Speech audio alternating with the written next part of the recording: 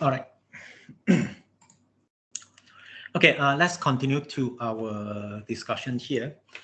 Okay, before we proceed, so just look at the standard scheme once again for our finite sample space.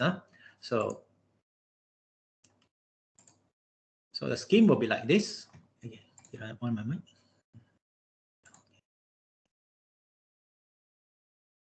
Okay.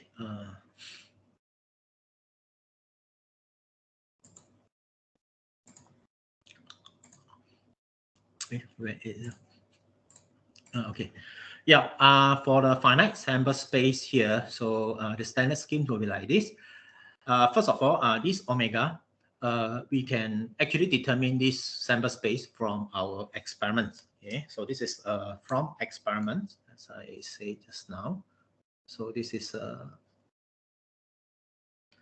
from the experiment. Okay. So once we have an experiment, so we can just take our sigma field to be P omega, the power set, the set of all subset of omega.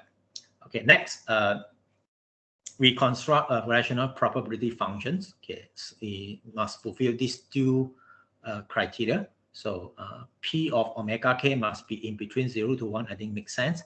And after that, the sum of all probability must be equals to 1. So once we have constructed this, we call it point probability function. So we can define our probability measure using this way. So this is for the finite case. Okay, now we come to the second type, the intermediate type, for the discrete sample space. In fact, the scheme are exactly the same as here.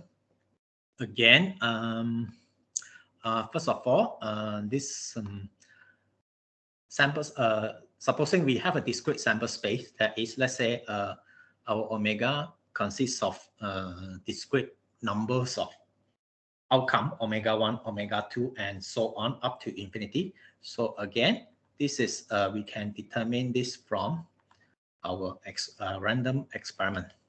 Yeah, based on that. Okay. Oh, I think something missing here. Should be. Okay, I think maybe this is supposed to be C. This is supposed to be C. Okay, B. So once we have a discrete sample space, so then we follow the same ideas here. What we can do is we can just define our sigma field to be the power set. So there is all subset of omega will be event. So it will be same as here. So then we have a case here. All subset of omega events. So we don't have to worry about whether this is an event or not. All the possible subset are events. So once we have constructed this sigma field, next we follow the same procedure here. So we use a rational method. We define the so-called point mass probability functions. So the mass function, so P omega must be in between 0 to 1 for all k. And after that, we summing up this. So we give a value 1. So the only thing that you need to consider will be, so this is, we are summing this thing up to infinity. So this one, so this is, we know this is so-called infinite series. Yeah. So we might need to use some techniques in calculus, okay, in order to solve the problems for all these things. So apart from that, I think it's exactly the same. It's just that here we have n. So here we do the summation up to infinity. Yeah. Okay, again, forget about these notes first. So let's look at our examples here. Okay. So again, quite straightforward. First, A, identify our sample space. B, we can just simply take sigma field to be the power set of omega. And C, we use, we construct mass functions must fulfill these two criteria. That is equation 1.2. Okay. Make sure it fulfills these two criteria here. Okay, let's look at our examples.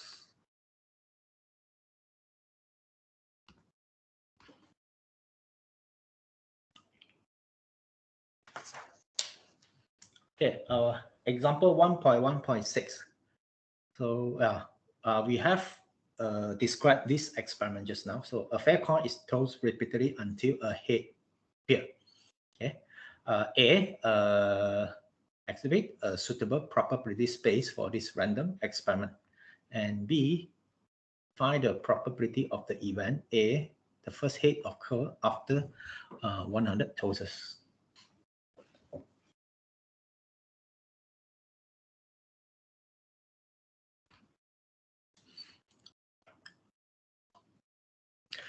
Oh, okay, so we got the answer here. Okay, so we can follow this. The outcome hits first appear on the k tosses corresponding to the integer k. So I think it's suitable because what we can see is the sample space omega will be all the natural number 1, 2, 3, and so on. So we can say our omega is equals to 1, 2, 3, 4, and so on. Okay. Alternatively, we can say this is n. So n is an integer number. Okay. How to represent this thing? So for example, if we take n equals to 1, so this will corresponding to the event. First try, we get head. And n equals to 2, corresponding to the event. First, we get tail. Secondly, we get head. So the third one, so n equals to 3, corresponding to this tail, tail, head, and so on. So n is 4, corresponding to tail, tail, tail, and head. Okay, so this is how we formulate our sample space. And this is a discrete one, so we can directly reset our sigma field to be the power set. So all the subsets of omega are events. Okay, we can take this to be this. Oh, okay, not here. I think maybe what should I put?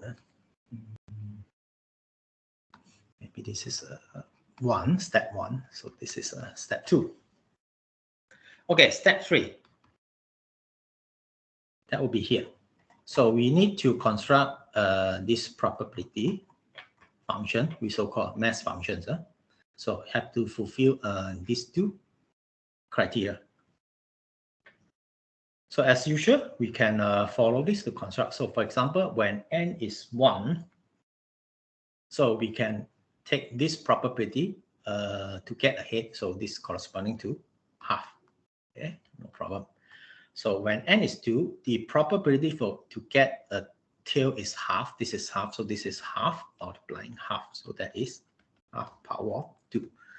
So when this is 3, so we have half multiplying half multiplying half. So that is half power of 3. So this one, we will get the same idea, 1 over 2 power of 4.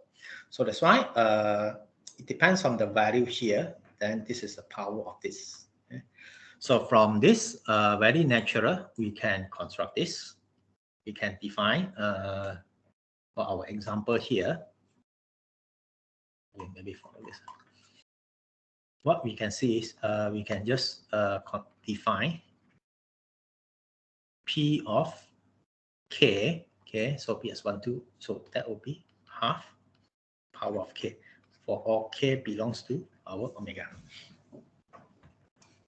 Okay, next we need to verify these 2 criterion are fulfilled. Okay, make sure equation 1.2 hold for these things.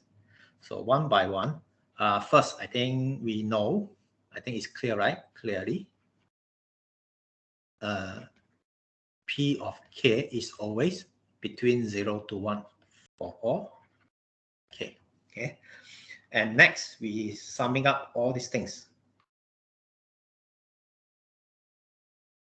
So of all the PK, so this is equal to we summing K equals to 1 half power of K. So if you still remember what you have learned in calculus, so this thing can be written as, maybe I'm going to put here. So this can be written as summating k equals to 0. So we can write this 1 over k minus 1. Okay, so I can see this is a geometry series.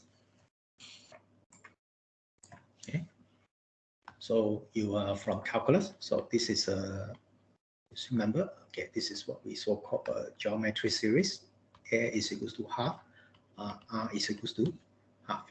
So by using the formula, if you summating, k equals 0 to infinity for this AR k minus 1, that is A over 1 minus R. So this is the thing that you have learned from calculus. So for our examples here, so then we can see this is equals to A is half, and then 1 over 1 minus half. Okay, so we got 1. So we can see we have obtained this, and we have also obtained this. Okay, so then by using, once it satisfies these two, then we can using this way to construct our probability measure here.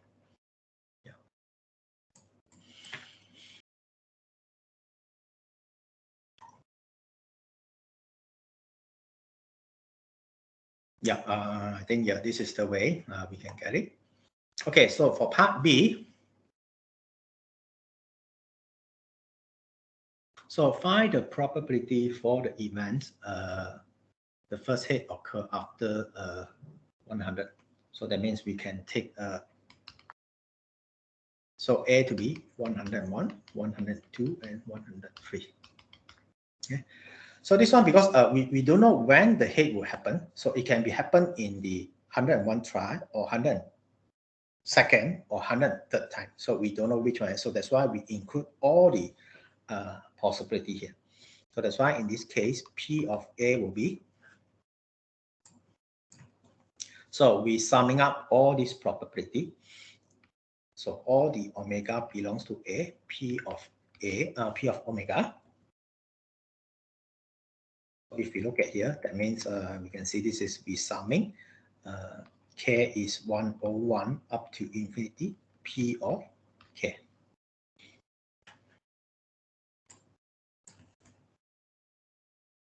So I think straightforward, we can follow the same formula up here. So again, this is another geometry series. So we can follow the formula up here. Okay, we can use the same formula, geometry series. Okay, so then straight away we can see follow this calculation here. So that is 1 over 2 power of 100.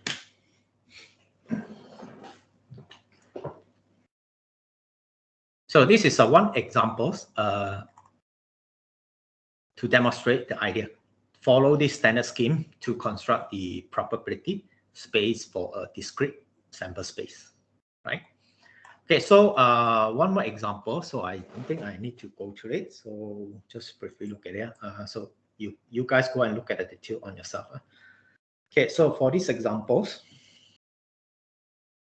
okay, we have an unbiased coin. It tilts until 2 consecutive heads appear. So we take the probability space below for this random experiments. So we can see we have the same ideas here. Okay, so we have to get 2 heads in a row. So that means it's either head, or first one we get tail, head. Okay, as long as we have 2 heads in a row. Okay, so these two. Okay, so this one here. Okay.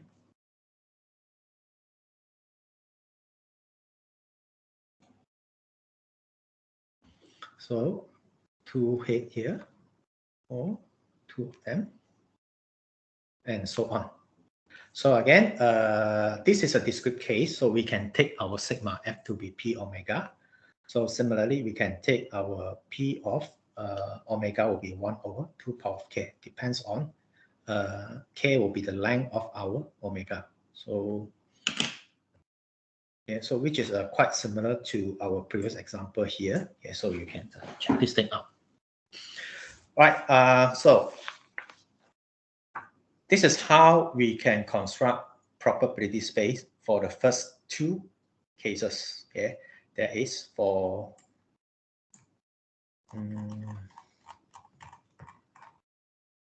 these two.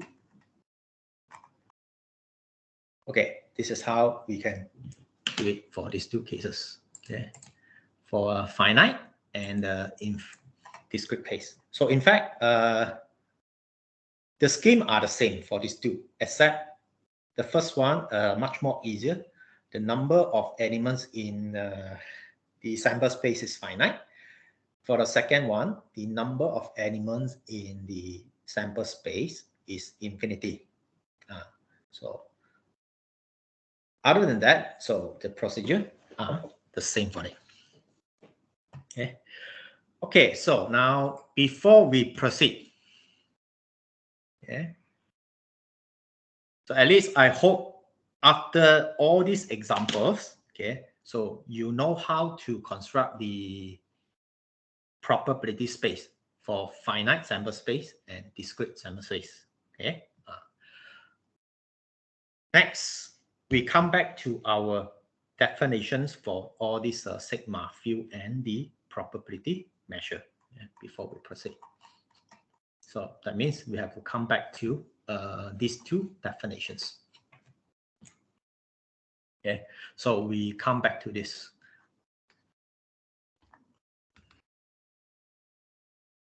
Okay, the first definition is the definition for what we so-called a sigma field. Okay. So this is a general definition for our sigma field. Okay. So let's say omega is a sample space. Okay. And discrete F is a subclass of the power set of omega. So that means this not necessarily equal, but however, definitely this is a subclass for it. So we said that F is a sigma field on omega if and only it satisfies these three conditions. Should I write down? Okay, so maybe. Okay, I think I don't. Okay, I don't think I need to write down. So just over here, these three of them. Okay, maybe I'll just write down. First, omega must be one of the element of F. Okay, so make sure this is true. Secondly, we have to verify this. If A is an element of F, the complement of A must be an element of F. So this is the second one. Make sure this is so true. And number three, we have to ensure this is closed under countable union. That is, if we have a A1, A2, A3 up to and so on are elements in F, then the union of all these AN must be also elements of F. So these three criteria. So I just write down here one by one. So we select this script F, so which is a power subclass of this. Is a sigma field.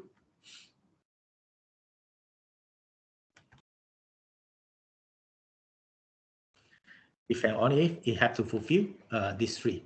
One, omega must be inside. And second, if A belongs to here, then the complement of A must be belongs to here. And number three, if A1, A2, A3, and so on belongs to F, then the union of all of them, okay, maybe I will just write A1 or A2 or and so on must be belongs to here. So if we follow this, then this is just simply mean if AN belongs to F for all N implies that union of N equals to 1 up to infinity AN must be belongs to here.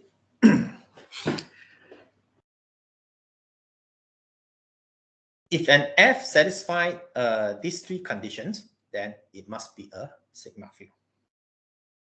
Okay, you have to satisfy these three conditions. So now we can come back to this. We can look at this. Is this a sigma field? Okay, so I think this is in somewhere. Okay, so we come back to the first part of remark 1.1.1. Huh? So remark 1.1.1. So we need to verify that.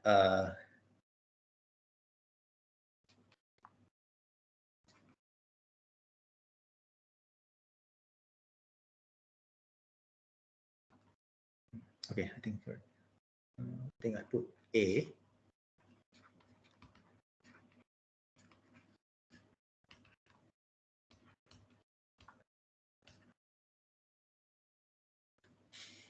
Okay, we have these statements. We must verify that script F constructed above satisfy definition 1.1.1. So this one must be a sigma field on omega. So when omega, okay, actually this is true. Okay, so I think this is quite straightforward. What we need to do is we need to verify 1, 2, 3 holes. So we just verify this thing. Okay, so check proof. So it's quite straightforward. Okay, so number 1. So this is just to let you know again. So this one means this is all subset of omega. Okay, so all subset of omega. So first of all, we know this is clear. Omega must be a subset of omega, right? So then we can see directly omega must be belongs to power set of it. Okay, so the first one, we got it. Okay, so this is the way. Now we look at the second one. So if A belongs to this,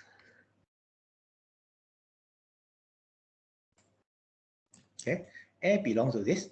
So A belongs to power set, meaning that A must be subset of omega. If A is a subset of omega, meaning that the complement of A must be also a subset of omega. So then we directly, the complement of it must be also belongs to P of omega. So that is just our script F. So from here we can see this also true. Okay. I think number 3 also quite straightforward. So because of the same reason. So if AN belongs to P omega for all n. So this is just simply mean AN are subset to omega for all n. So and we know that if AN subset, so then the union of all the AN must be also subset to omega. So then we can see that this must be belongs to F. Okay, number 3 holes. We also get number 3. So 1, 2, 3 pass. Then we can directly say, hence we can make a conclusion.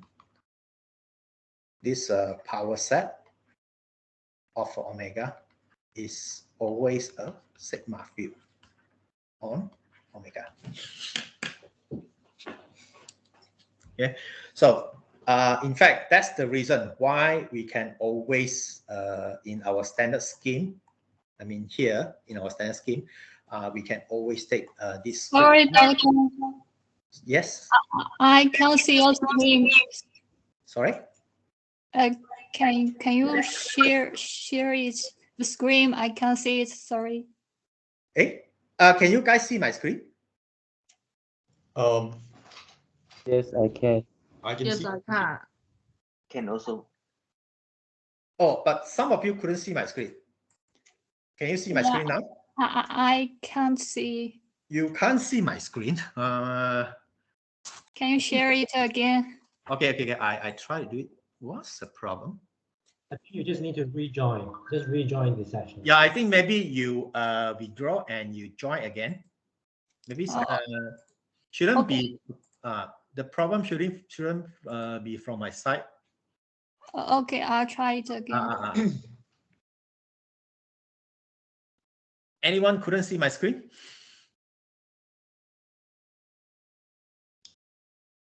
Yes, I can. Yeah, I can see it now. Yeah. Okay, I think it's from your side, huh? Okay, good. Thank you. wait, where, okay, yeah, that's the way, yeah. So that's the way. In order to verify something is a sigma field, we make sure 1, 2, 3 are true. So this is a very simple case. So we can see this is a sigma field. That's the reason why we can set this power. What do you call it? Where is it? Yeah, we can always set F to be this to be the power set. Then this will be a sigma field. In fact, before we do this step, we have to verify this one first. Okay, but I do it the other way around, yeah, because I just want to demonstrate the idea how to construct the probability space. Okay, now I explain to you why I can set a standard scheme like this. Okay, because I have to verify it. Okay, so this is a sigma field, right? Okay, again, sorry, I think maybe a little bit disorganized. So I should have another part for this remark 1.1.1 to do.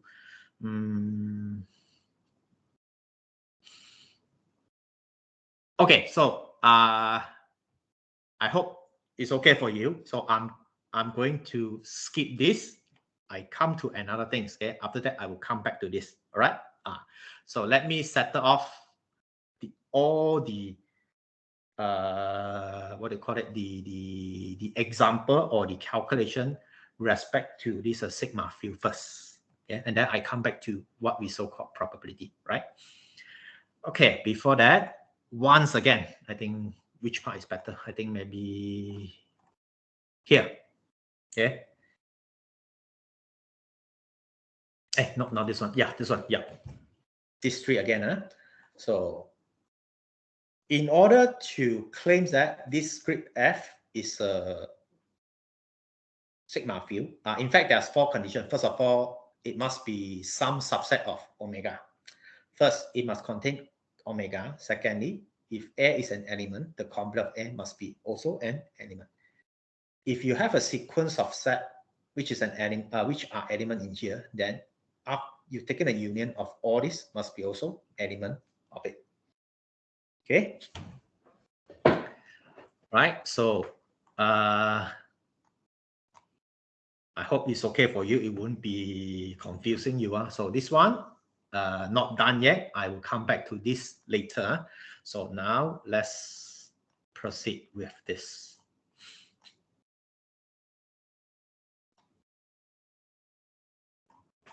Okay, so let's proceed with this.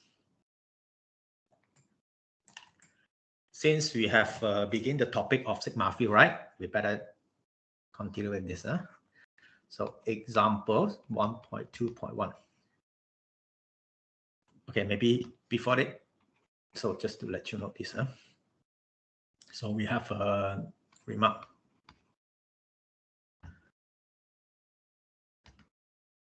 Given a sample space omega, so we could actually construct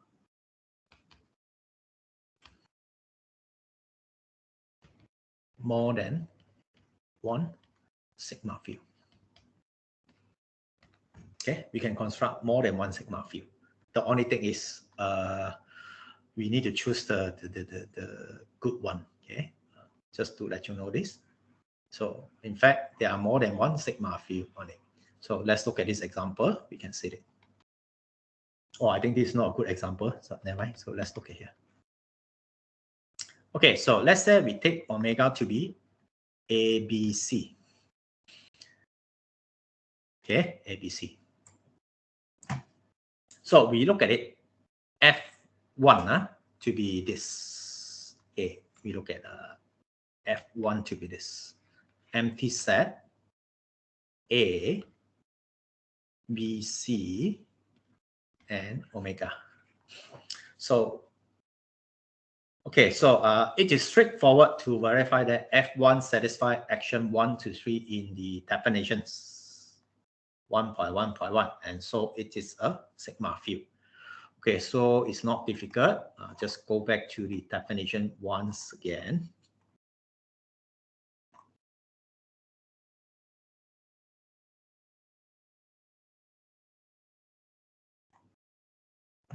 Maybe I use this one better.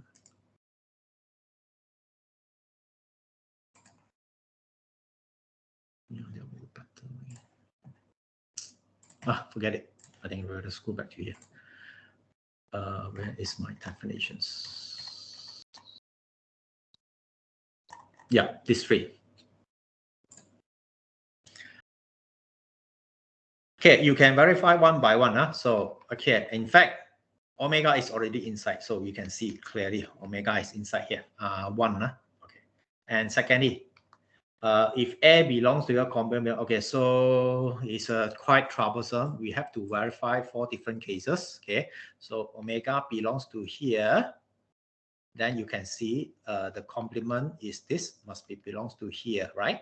And also this one belongs to here, and also you can see the complement of A is BC, so which is also belongs to here. Yeah, and also you can see the third one, so you can see the complement of BC must be belongs to here, and also I just fill in the blank here. You can see the complement of omega is empty set must be belongs to here.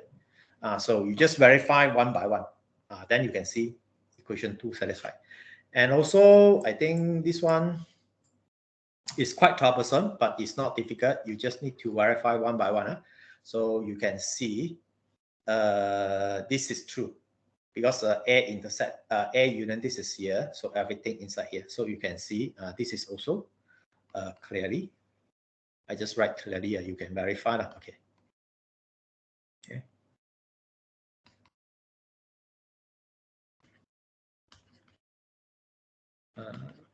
This directly. Okay.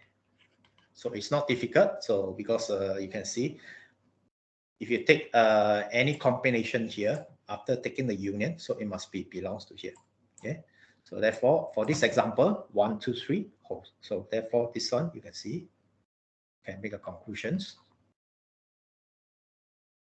F1 is a sigma field for this omega. Okay. Okay, so I don't want to go down, so I just write down for part B. So I'm consider this subclass of omega. F2 is empty set, the set with A only, and the set with B, and then AC, and then BC, and then omega. So now the question is this a sigma field for our omega? Just to recall again, our omega is the set with 3 elements, A, B, C. So question, is this script F2 is a sigma field for this omega or not? So the answer is no. Okay, so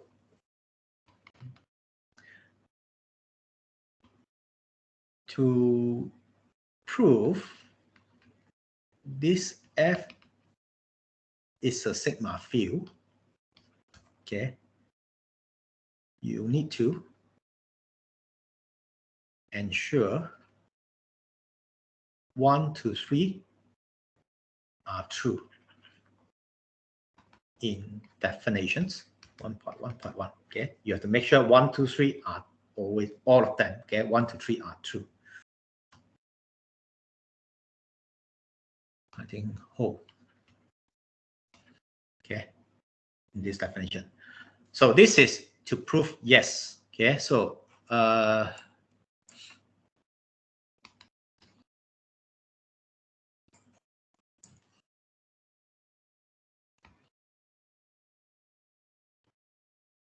to prove the script F is not a sigma field. Okay, to refute the argument, so you just need to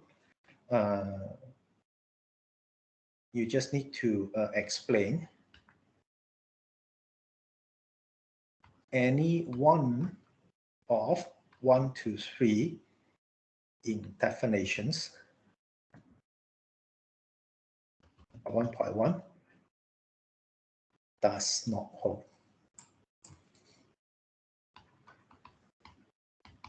Okay, so not difficult. Anyone does not hold. Okay, so I think this one is you have to ensure all 1, 2, 3 hold. Okay, this one, in order to prove yes, so you have to ensure all this must be true. To deny it, you just need to explain one of them is not true. Okay, so let's come back to this F2 here. So I think clearly one true because of omega inside, right? So what we need, we just need to show one of them is not true. Okay, I think B is also true because complement of this inside, complement of A is BC, complement of B is AC. Yeah, I think true is all. Okay, the only thing is we look at number 3. Okay, so we can see, we can look at these two, A and B. Okay, so you can see this. A is inside. Both A and B are elements of it, but A union B is equals to AB, which does not belongs to here. Okay, I think it's clear. You can see that AB is not inside. Okay, so that means the criterion 3 doesn't hold. Hence, the axioms 3 fail. So hence, you can say this F2 is not a sigma field on omega. Right? So that's the way to do it.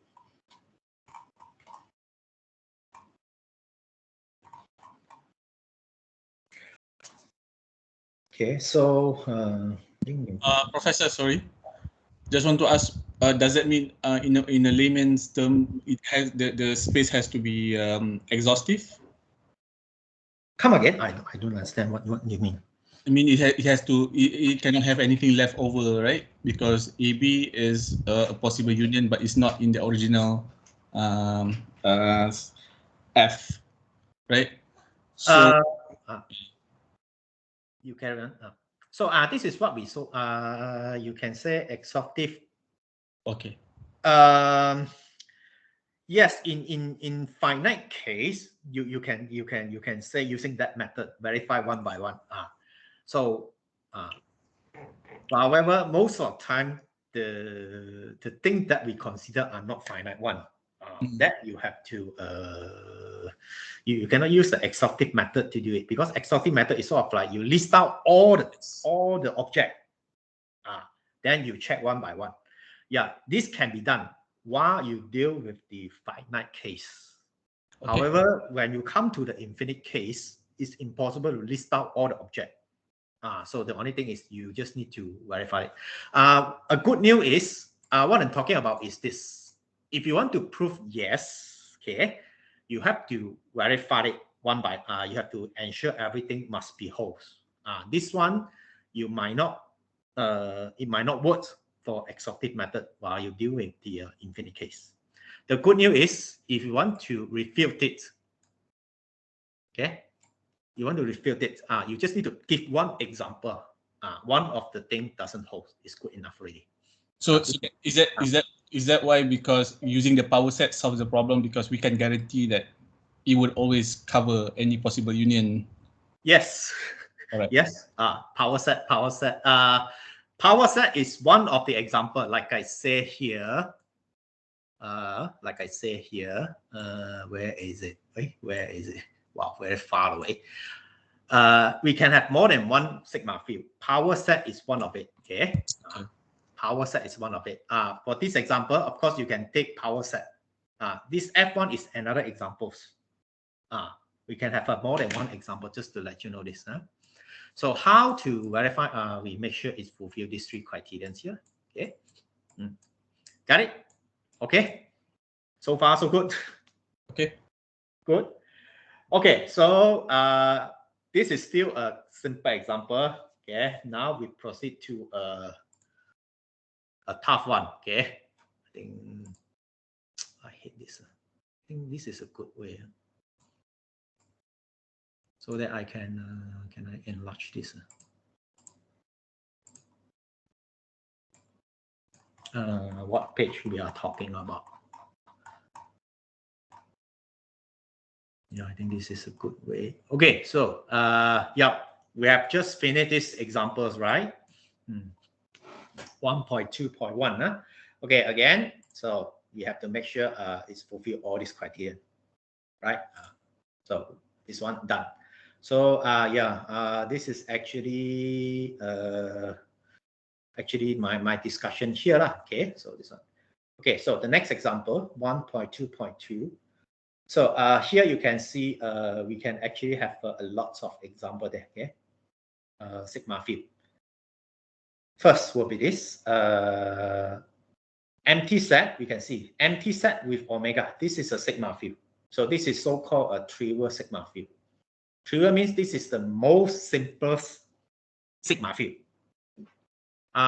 You can verify on yourself. Okay, it's clearly these 3 criteria, these 3 action always true. Yeah, I think the first one is clear. Omega is inside. All right, omega is inside. Okay, omega inside. Okay, omega inside. And next, where is it?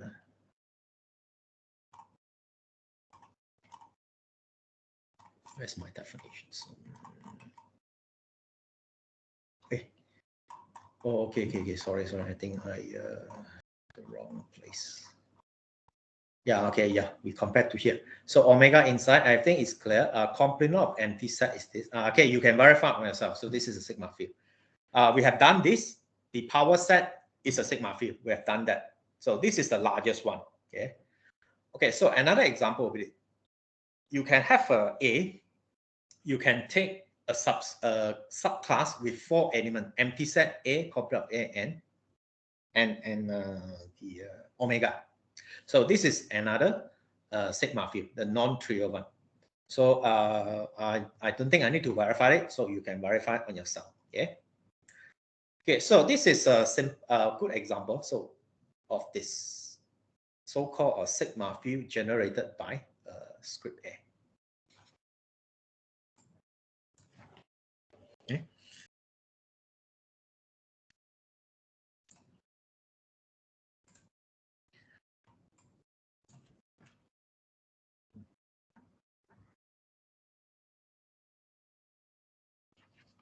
Oh, I think I put it the other way around. So this one.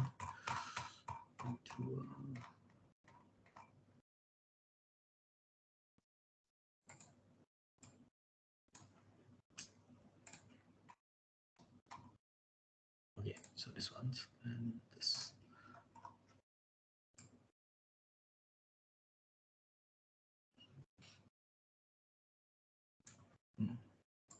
Yes.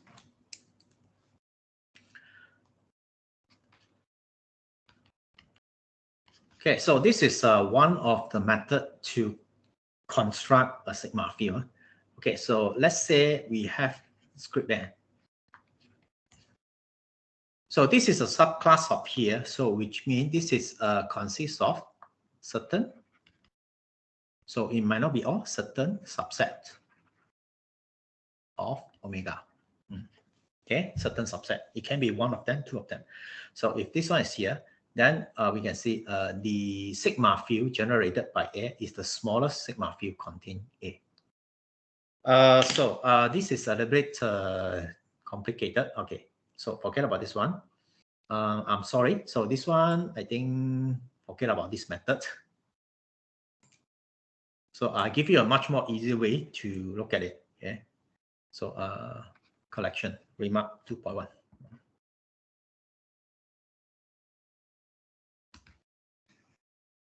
Okay, so I have collections.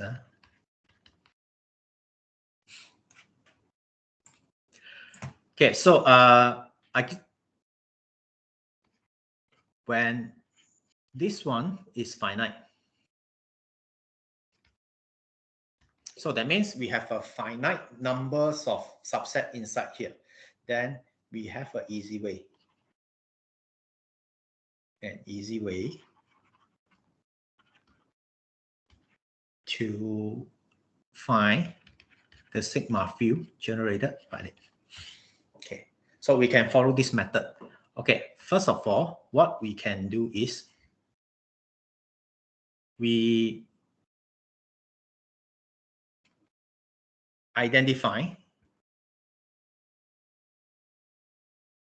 a partition for our omega.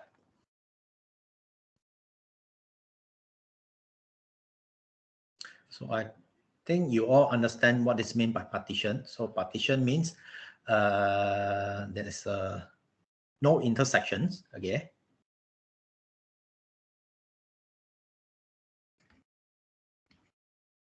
No intersection, and if you combine all of them is equals to omega.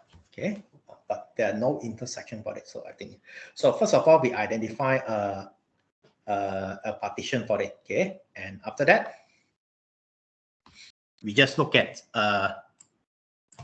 we just list out. We find all combinations, all union of this subset from the partition. So this is a very useful method because this is only applicable when A is a finite subclass. So when we deal with infinite subclass, so that will be not so easy to do it. Okay, anyway, you can forget about that. So because most of the time you consider a finite subclass for it. Okay. So when this case, we can use this way to do it. So we can look at this example. Okay. Okay, maybe before this example, so just to give you some general case for it. Okay. So example. So let's say if your omega can be written as two of them. Okay, PQ. So this one means a disjoint union. Okay. So disjoint union means they are union but disjoint. So for example, you can see you can say how should I say this? Okay, this one means omega is equal to P union Q and P intersect Q is empty. So that's the meaning of disjoint union here. Okay. Okay, when omega is a disjoint union of two subset P and Q. So in this case, then the sigma field generated by this P and Q will be you just list out all the possibilities. So empty set, P, Q, P union Q, and oh, okay, that's it. P union Q must be omega. Okay, so that means all of them.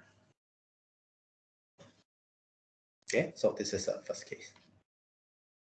Okay, for the second, so let's say now our omega can be split into three parts. P, Q, and R. So three disjoint union of them. So in this case,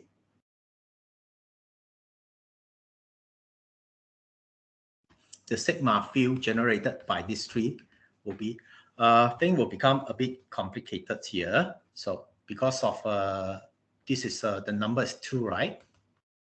The number is equal to 2, so two of them. So the number of elements of sigma field will be 2 power of 2 will be 4. So for this case, the number of element is number of subsets is 3. So the that means in this case will be 2 power of 3. I have 8 of them. Okay, so therefore, at least you have some idea how this looks like. So this is empty set PQR, and then P union Q, P union R, Q union R, and of course, U union of them, you give you omega. So if you go further, that I don't want to list out all of them. So let's say this is a disjoint union of 4 subset PQRS. So in this case, the number of subset is 4. So that means the number of elements in the sigma field with 2 power 4 will be 16 of them. Okay. So too many of them, I don't want to list them out. So I just give you some of them. Okay. So that is belongs to empty set PQRS, P or Q, and so on. Finally, you're up to omega. Okay. So I think no problem. You guys can go and list out on yourself. Huh? So here, 16 of them. Right. So I think this is a very simple way. First of all, you find a partition for this omega. And after that, you just take all kind of the combination of this partition, this subset. So that will be a sigma field generated by it. Okay. Okay. So let's look at these examples. The cardinality of the set is same as the cardinality of a power set. Is it? Right, because the 2 to the 4, 2 to the 3. That's same as cardinality. Right? Because you take all the combination here.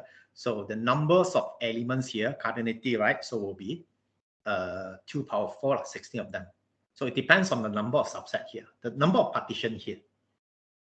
Okay. Okay. So using this way, I think we can construct this sigma field generated by a finite subclass easily. So let's look at it. So we need to do some extra procedure for these examples.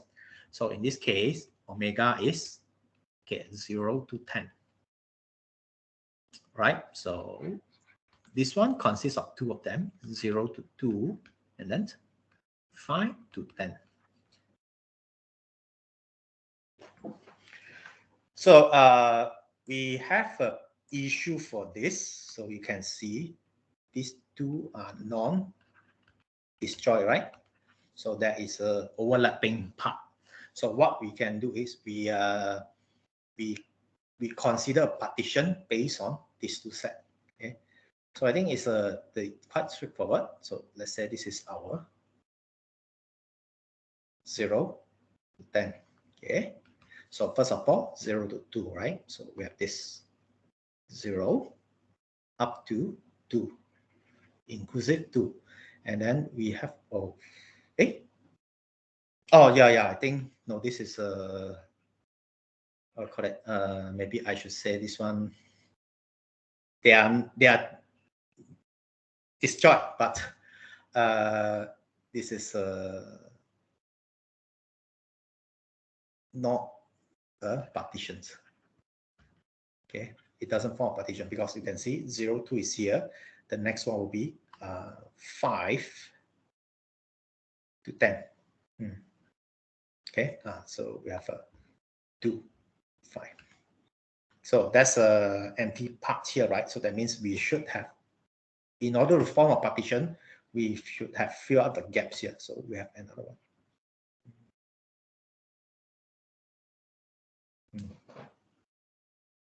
Okay, so now instead of using these 2, we have to top up another one. So that means, let's say this is our P, this is our Q, YR. So this is our P. So then we have our Q, and we have our R. Okay, so we're going to use this PQR, use the same method to generate the, what do you call it, the sigma field. Okay, so in this case, then we have a P is 0 to 2, Q is, okay, excluding 2 until 5, but excluding 5 because of must be not overlapping, and R will be inclusive 5 until 10. So I think it's clear. Like I said, you look at this, this 3 line will fill up the line 0 to 10, PQR. Okay, so then we can construct our sigma field generated by A. So this will be empty set PQR. So 3 of them, right? So we should have 8.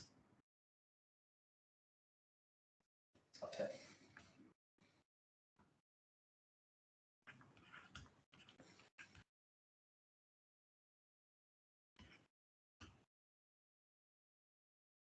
So you can check. So that's the answer. Yeah.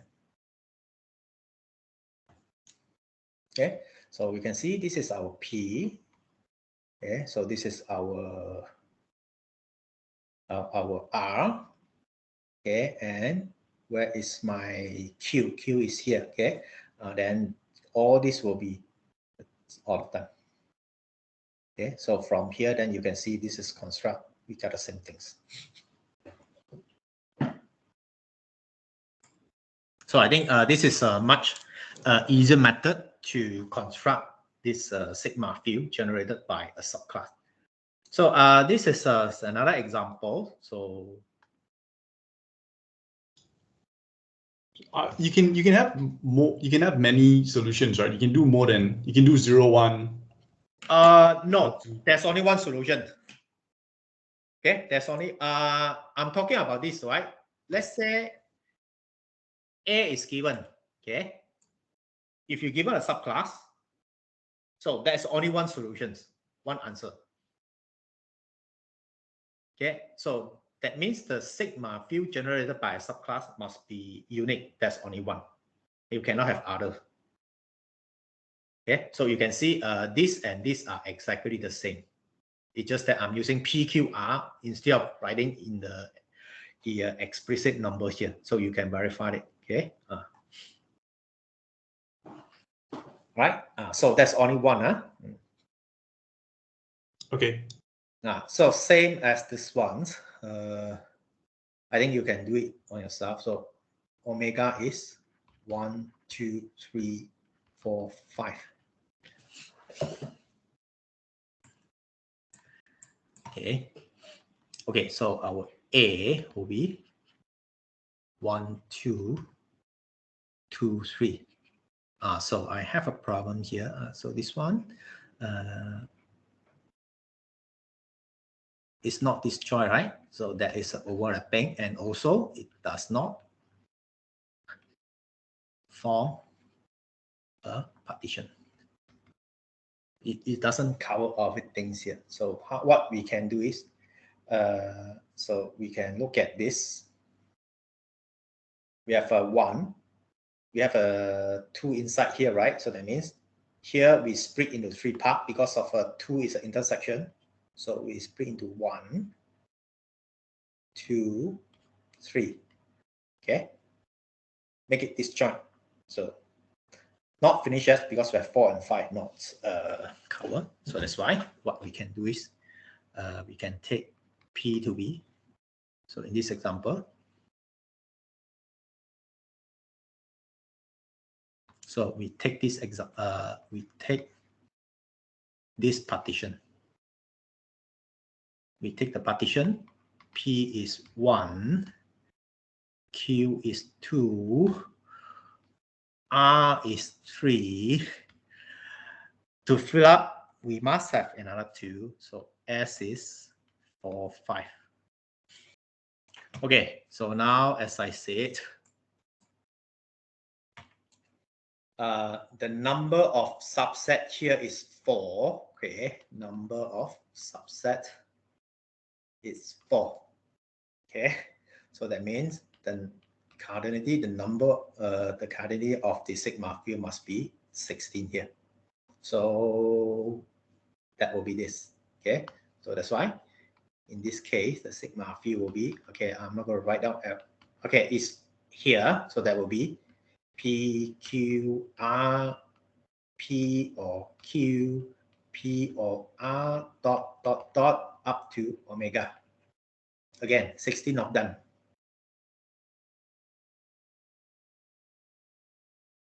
Time.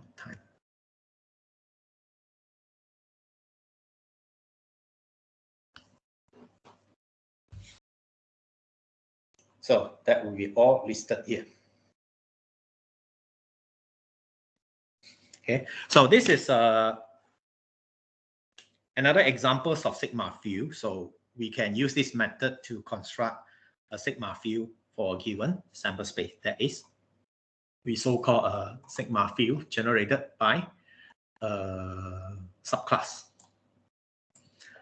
Okay, so in general case might be a bit complicated. However, when we look at A is a finite collections, then we can use this way to construct the sigma field generated by finite class of subset. Is there a way? Yep. Is there a way to find the smallest sigma field just in general?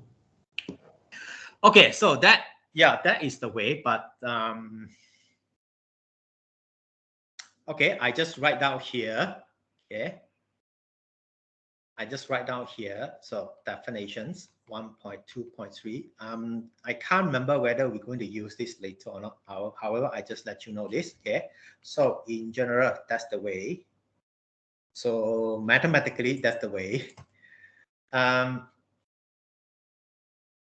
The sigma field generated by this A is equals to, first of all, you consider the a class of all the sigma field. Okay, so this one are sigma field, and this sigma field contains A. Okay, and after that, you take the intersection of all the sigma field. So in fact, that is the way mathematical definitions for it in general. So if this is a infinite subclass, so that's the way. First of all, you identify or we list out all the sigma field on omega, and which is a superclass for script A, and then we take the intersection of all the subclass, all the sigma field, that is a sigma field generated by A.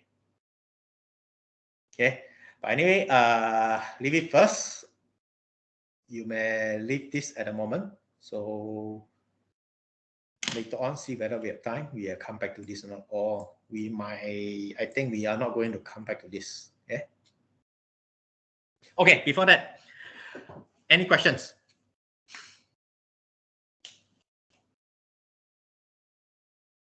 Any questions? No. Then we proceed to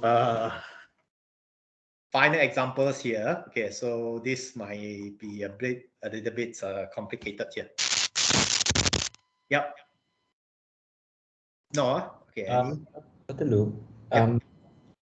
so from your explanation that can you just give some intuition about, so you taught us that if we are given a set which is a subset of the sample space, we can easily construct a sigma field that contains that subset, right? So what's the intuition behind that?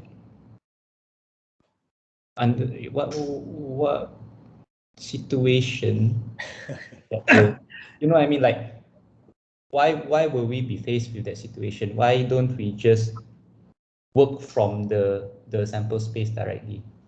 Why do we need to work from a subset of a sample space?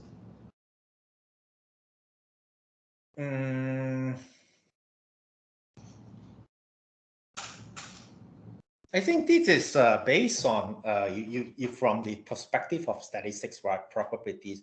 So when we want to consider probabilities, right? So I think in our previous examples, okay, for example, oh, it's too far away from our previous examples, okay. I think here, I think somewhere here. Okay, in these examples, for example. So we know that if we want to consider a probability, so we are not just consider the, oh, I think I couldn't say it. We are not just consider the probability at one point. That is, we are not just look at the mass functions, right? Most of the time, we will consider a probability for a subset. Okay, so we want to likelihood, especially like you look at the, for example, you look at the normal distribution. Usually, when we want to consider probability, we want to see the likelihood for this thing to belongs to one particular interval. Okay, so we want more than that. We not just want to look at the probability at one single point. We also want to look at the probability at a collection of the outcome of it. Okay, so I think you look at what you have learned in the undergraduate statistics course, you already know, or you look at this example. Sorry, it's far away. Just now I have listed out all the things, right? So here, yeah, this is a very basic one, 0 point. This is a mass function for each point. Okay, so we can actually talk about more than that. Not only look at the probability at each of these mass function here, we also look at the probability of a subset containing this. And if you ask me why we want to, how should I say, why we want to follow this, where is it? Why we want to follow these definitions? Okay, if you ask me why we want to look at these three criteria, I can only say based on the behavior for the probability. So that is the thing that we want to study. Okay, don't ask me this question first. Why we want to look at these three criteria? Okay, later on I will explain to you why. Okay, from the theoretical perspective. So at the moment you just accept it. Follow this way. We said this is the way we identify the sigma field. The sigma field have to fulfill all these criteria. Okay. Right. Okay. So last example. So I believe this is the last example for our sigma field. So this is I think the most challenging one. I hope you can follow this. Okay, so let's look at it. Omega is R, so no more, no longer discrete case. So I go beyond a little bit. Okay, omega is R. So we define this. F will be either a subset which is countable or the complement of it is countable. So that means we define our F to be two different subclasses, script F1 and script F2. So what is a F1? F1 will be all the countable A, where A is countable.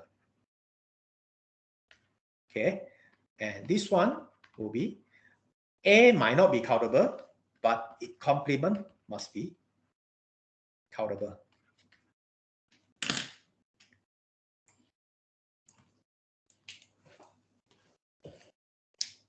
So this is a very complicated case because if you look at here, we can actually have infinitely many of subset here. Okay, so just give you an idea how's the element for this thing looks like. For example, okay, A is 1, 5. So this one belongs to here. I think it's clear, right? This one belongs to here. Why? The reason is A is countable. Okay, so it belongs to the first one. So that's why this is an element in our F. And the second one, B. So let's say negative infinity to 0, and then 0 to 5, and then 5 to infinity. The union of these three open interval. So is this an element of F? So you can see from this example, B is not countable, right? Because it's a union of 3 interval. So B does not belong to here.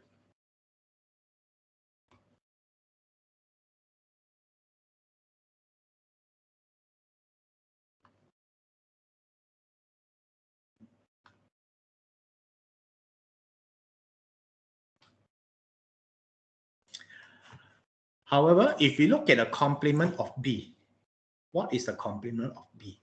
So B, you can see, is from negative infinity up to positive infinity, excluding 2.0 and 5. So that means the complement of B is the set with 2 numbers on it, 0 and 5. So this fella is countable. Hence, B must be an element of F. Okay, so that means elements of this subclass will be like that. So either it is a countable set or its complement is a countable set. Okay. Is there any subset which does not belong to here?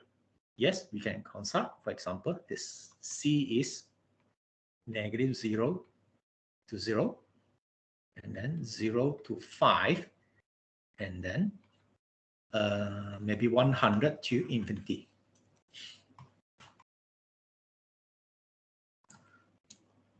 So this one, we can see, I think clearly, C is not countable. Okay.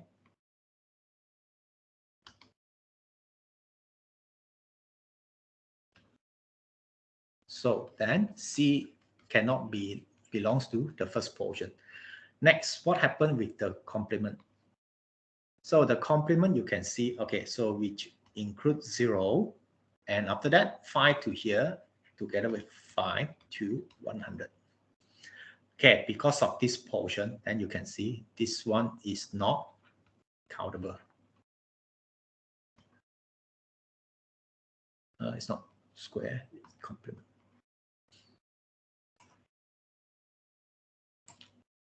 Okay, so this is the thing. So C is not countable.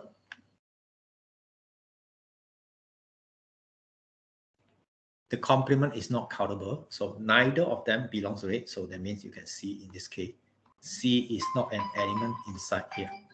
Wow. 9:15. Okay, I think maybe let me finish this since we have started this topic already. Okay, so at least you have some idea. How's the element for this subclass looks like? Okay? It's either like this, countable set, or it's like B. The complement is a countable. So of course, we do have some subset which does not belong to here. Like this is an example. Okay, so neither of them, neither of C nor its complement is countable. Okay. Okay, so we want to verify that this is sigma field on R. That means our omega is R. Okay, again, one by one, what is our definitions? So criterion, 1, 2, 3, we need to verify one by. So the first one is quite straightforward. Omega must be belongs to here. The reason is here. Okay, complement of omega is empty set. Empty set is countable, so omega belongs to the second portion, so it must be belongs to F. So we got the first criterion. Okay, the second criterion, let A be an element inside F. So since it belongs to F, it can be either in the first portion or in the second portion here. If A belongs to the first portion, A belongs to FA, so that means A is countable. Okay, so A is countable. Then maybe we want to do this.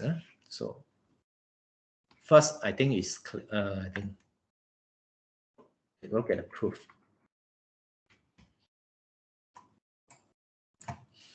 Maybe I give complete proof. Okay, first, I think it's clear.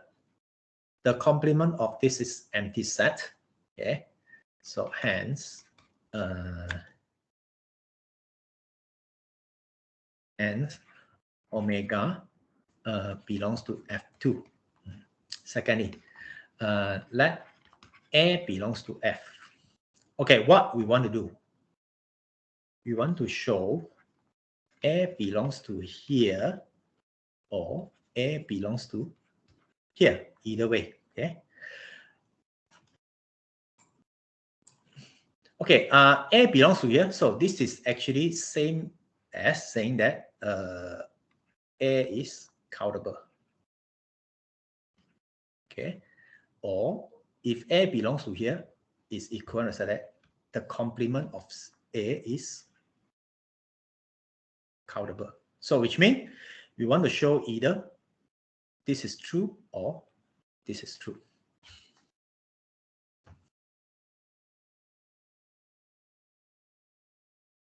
Okay.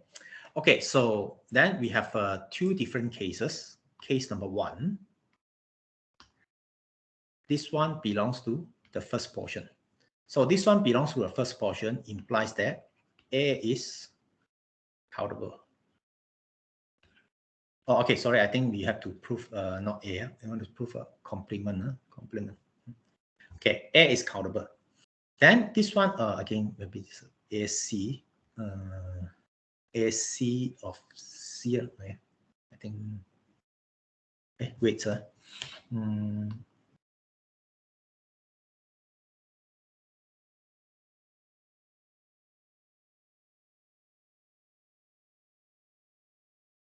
Okay, sorry, I think it's wrong here. Yeah, we want to show A complement belongs to here. That means either A complement is countable or the complement of A complement is countable. Okay. So in this case, we have A is countable. So which means the complement of complement, this is equals to A is countable. So that means we are actually getting this case, right? So we can have, in this case, that we're going to have A must be belongs to, AC must be belongs to F2. So for the second case,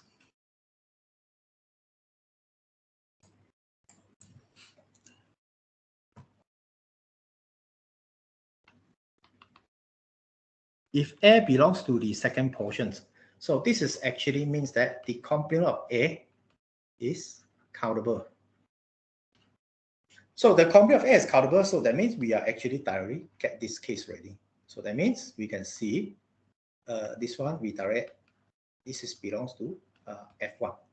So in two cases, then we can see that, hence, AC belongs to F for both cases. Okay, now we look at the third one. Okay, number 3. Now we set this. We suppose we have a sequence A1, A2, A3, and so on, which are elements of F. Again, what we want to do? We want to show that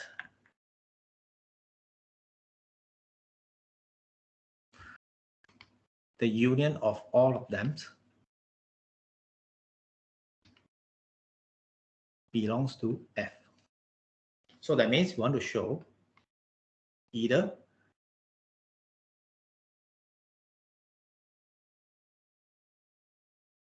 this one is countable or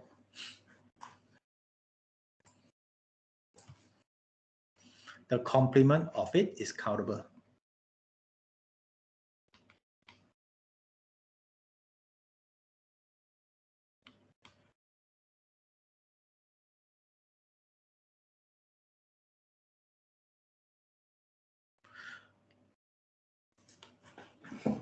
Okay, we try to show that one of the case must happen. It must be belongs to either this, either the first case or the second case here. Okay. Okay, now if we look at here, A1, A2, A3 all belongs to F, then we have two different features.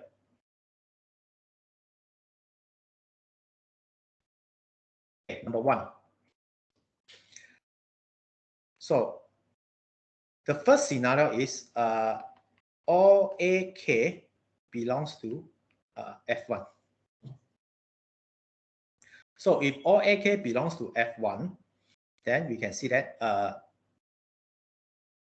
all AK are countable.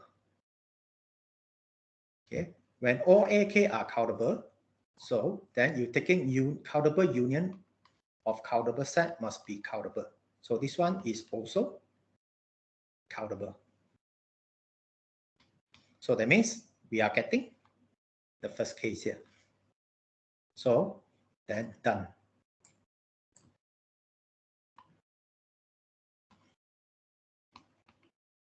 Must be belongs to F.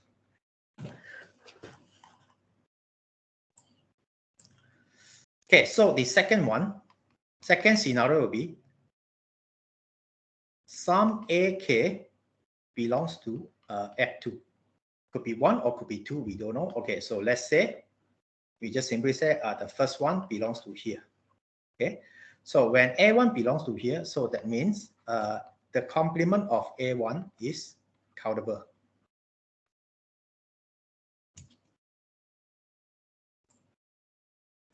So when this is countable, then we can see this.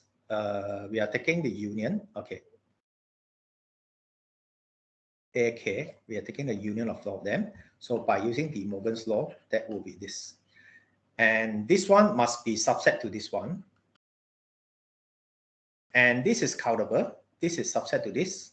And hence we must say, we must have the complement for all this is countable. So when this is countable, then we can see that the union of AK must be belongs to the second portion. Okay, so we have proven 1, 2, 3 holes. Okay, so in this case, then we can see that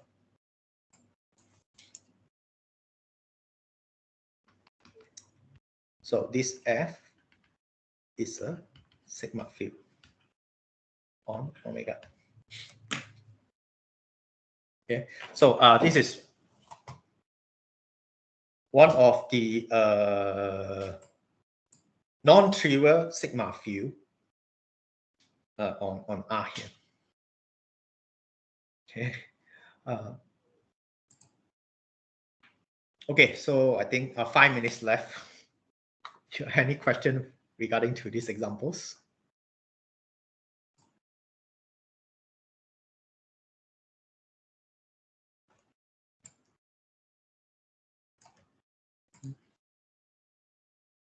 No. Okay, maybe I just give you a little bit idea how to come up with this picture here.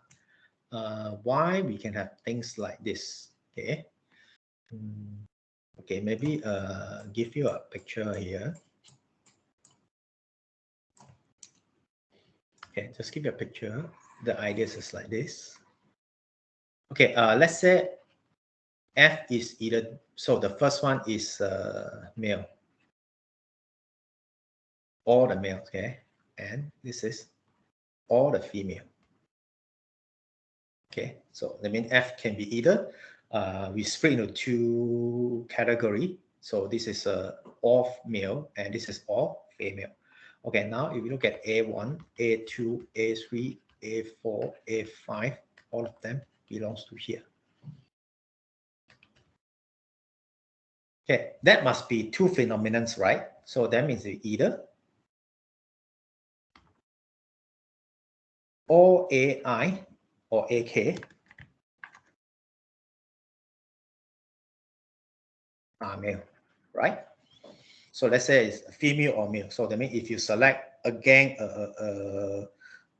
of people, so that means can be first phenomenon. It can be all of them are male, so coincidentally.